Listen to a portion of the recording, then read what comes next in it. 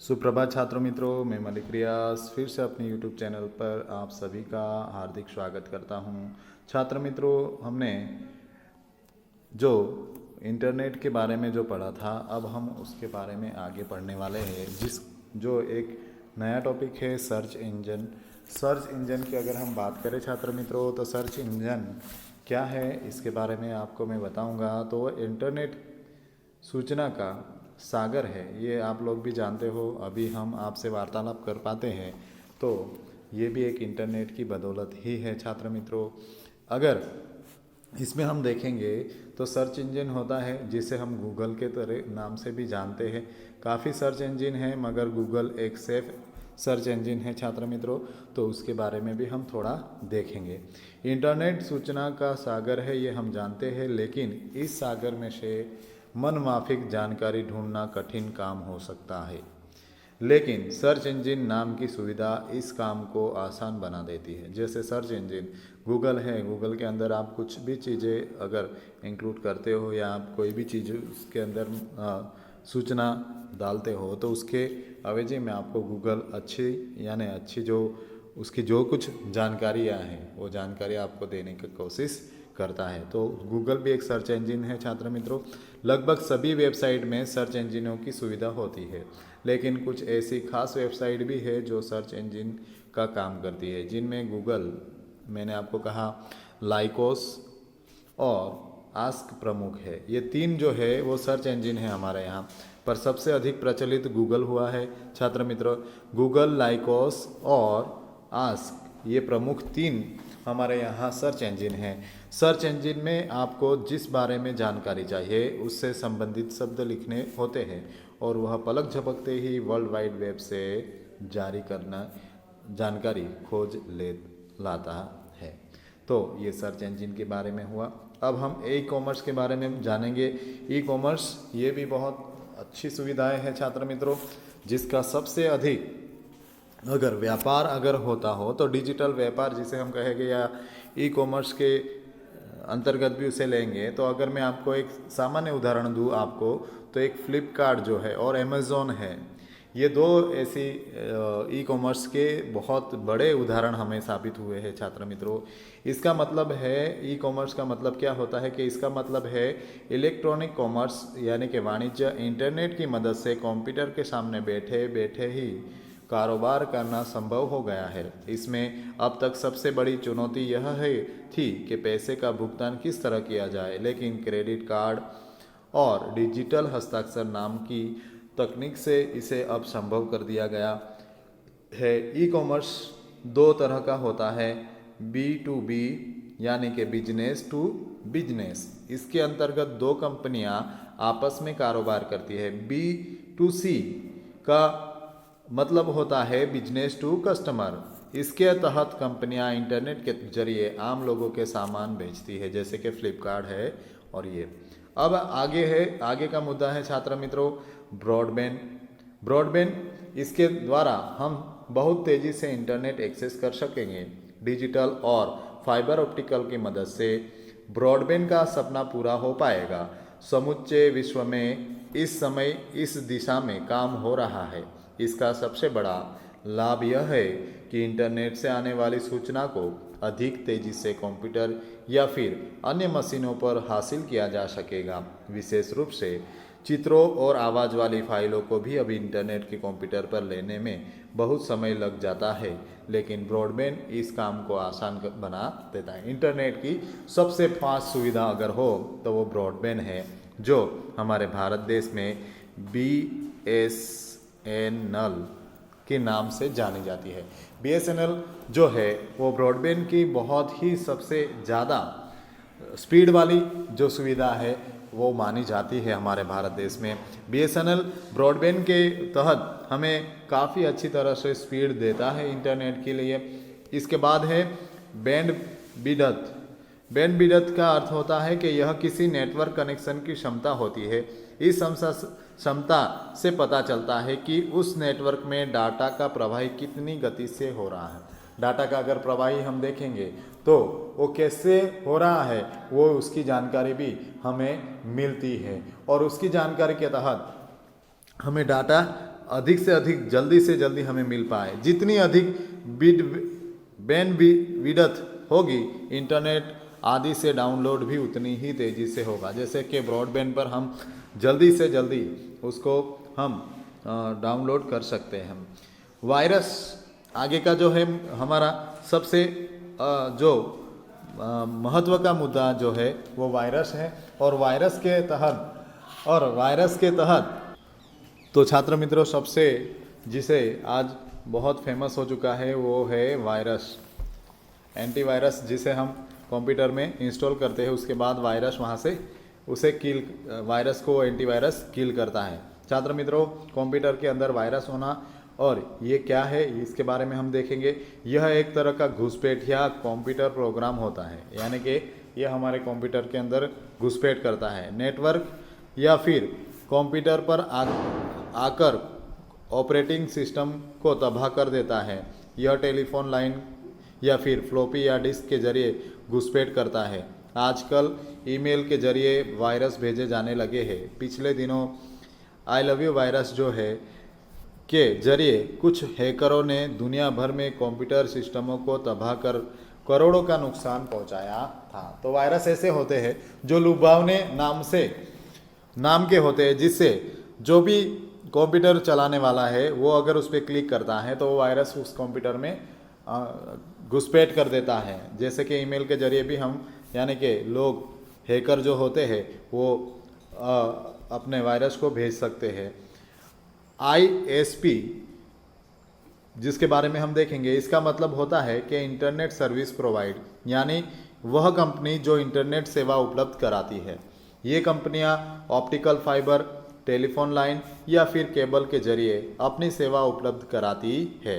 अभी तक telephone line का तरीका अधिक प्रचलित था, लेकिन अब ऑप्टिकल फाइबर और केबल के जरिए इंटरनेट सेवा उपलब्ध कराने लगे हैं।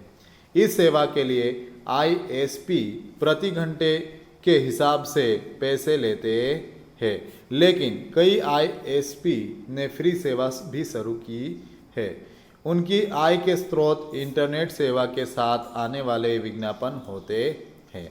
तो कई सारे लोगों ने फ्री में इंटरनेट देने का भी सोचा था। जैसे कि शुरुआती दौर में जियो का जो सिम होता था छात्र मित्रों, वो फ्री में इंटरनेट उपलब्ध कराता था। तो वो भी पर उसका अगर देखें तो वो इंटरनेट का स्रोत के माध्यम से विज्ञापन को देते थे और विज्ञापन ही उसका मुनाफा होता था, यानी कि जिसे हम जाहिर खबर भी कहते हैं छात्र मित्रों। अब है SSP, इसका मतलब होता है कि एप्लीकेशन सर्विस प्रोवाइडर, यानी कि एप्लीकेशन सर्विस प्रोवाइडर यानी कि इंटरनेट और उससे जुड़े कारोबार की ज़रूरतों को अनुरूप सॉफ्टवेयर आदि तैयार करते हैं। ई कॉमर्स को दुनिया में इनकी ज़रूरत रोज़ बढ़ती जा रही है। ई कॉमर्स के हिसाब से इसकी ज़रूरत रोज़ बरोज़ बढ़ती जा रही है। अब देखेंगे छात्र मित्रों जिसे हम 3G और 4G फ़ोन कहते हैं। आजकल जिन मोबाइल फ़ोन का इस्तेमाल हो रहा है वह दूसरी पीढ़ी का है। जब ये लिखा गया छात्र मित्रों, ये किताब में जब लिखा गया था तब वो 2G के बारे में लिखा गया है, लेकिन अब तीसरी और चौथी पीढ़ी के मोबाइल फ़ोन विकसित करने की दिशा में काम होने लगे हैं और आ भी चुका है। अब हमारे यहाँ 5G मोबाइल लॉन्च हो चुके हैं और 5G जो नेटवर्क प्रोवाइडर है वो नेटवर्क प्रोवाइडर 5G के तरफ भी जा रहे हैं।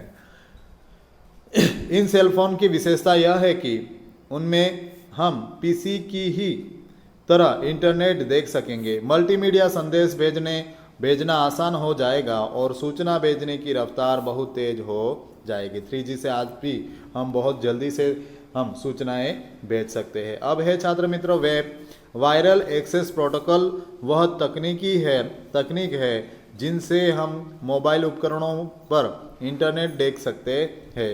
इन मोबाइल उपकरणों में सेलफोन, पामटॉप, डिजिटल डायरी आदि शामिल है। अभी वेब की मदद से हम सिर्फ टेक्स्ट इंटरनेट यानी कि बिना चित्र वाला इंटरनेट देख पाते हैं। बिना चित्र वाला जो इंटरनेट है उसको हम देख पाते थे उस टाइम पर हम आज चित्र वाला देख सकते हैं।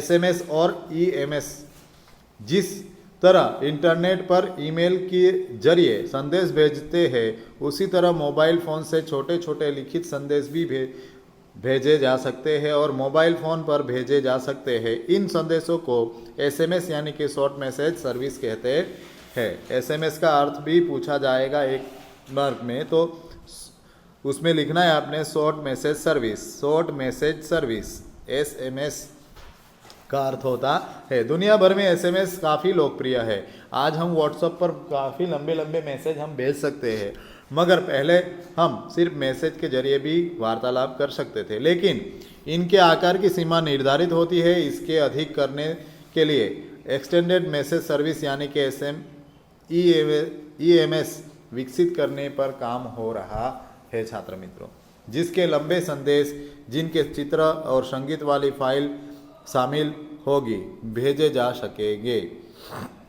आगे है इंटरनेट टेलीफोनी। इंटरनेट की दुनिया की अगली क्रांति इंटरनेट टेलीफोनी होगी। व्हाट्सएप भी कॉलिंग को फ्री देता है, वैसे ही कई सारे हैं जो कॉलिंग फ्री देते हैं। इसके जरिए इंटरनेट का इस्तेमाल टेलीफोन की तरह किया जा सकेगा। इसके टेलीफोन ये सारी चीज़ें हो चुकी है, ये जो सुविधा है वो हमारे यहाँ आ चुकी है। इसके टेलीफोन कॉल पर आने वाले भारी खर्च भी बच जाएगा। कुछ पश्चिमी देशों में तो इनका प्रचलन लोकप्रिय हो गया है। इसमें वॉइस ऑन इंटरनेट तकनीक का इस्तेमाल किया जाता है। कई देश में परंपरागत टेलीफोन कंपनियों ने इसके खतरे को भांपते हुए इसे रोकने की भी कोशिश की गई है, लेकिन वह असफल रहे हैं, क्योंकि इंटरनेट की सीमा अभी हमने नक्की की नहीं है छात्र मित्रों।